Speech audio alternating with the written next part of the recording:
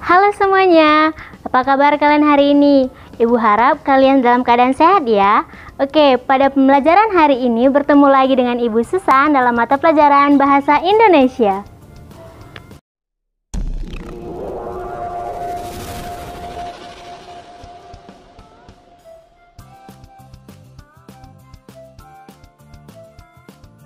Nah, di antara kalian tentu sudah biasa kan menggunakan internet ataupun media sosial lainnya?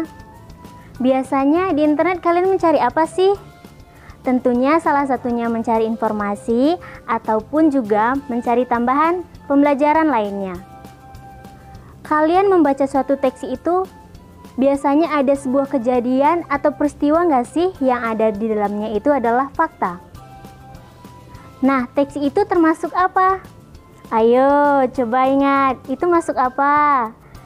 Nah, untuk lebih jelasnya, kita akan belajar teks berita. Teks berita adalah suatu teks yang berisi tentang informasi fakta yang disampaikan oleh seseorang baik melalui media cetak maupun media elektronik lainnya, dengan bahasa singkat, padat, dan jelas. Sekarang kita masuk unsur-unsur teks berita. Unsur-unsur teks berita yang biasa kita kenal adalah 5W tambah 1H, atau dalam bahasa Indonesia adalah adiksimba. Adiksimba adalah apa, di mana, kapan, siapa, mengapa, dan bagaimana. Berikut adalah contoh teks berita. Sekarang kalian cermati contoh teks berita tersebut dan coba untuk temukan unsur-unsur teks berita dalam teks tersebut. Nah, sekarang yuk kita sama-sama bahas unsur-unsur teks berita berdasarkan teks berita tersebut. Yang pertama, apa? Apa peristiwa yang dialami oleh Rusli sesuai dengan teks berita tersebut?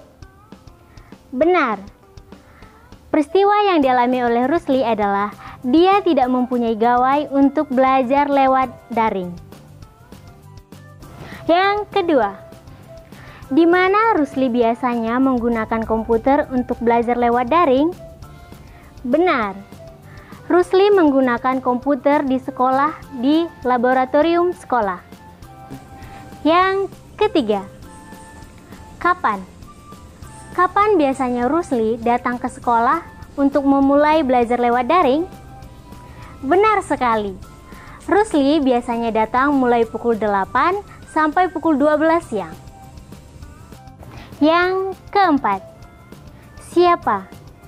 Siapa yang meminta bantuan pihak sekolah untuk Rusli? Benar sekali. Yang meminta bantuan agar Rusli masuk sekolah untuk belajar lewat daring adalah orang tuanya sendiri. Yang kelima, mengapa? Mengapa Rusli harus datang ke sekolah untuk belajar lewat daring? Tepat sekali, karena Rusli tidak mempunyai gawai untuk belajar lewat daring seperti temannya lainnya. Dan yang terakhir adalah bagaimana? Bagaimana respon sekolah terhadap permintaan orang tua Rusli?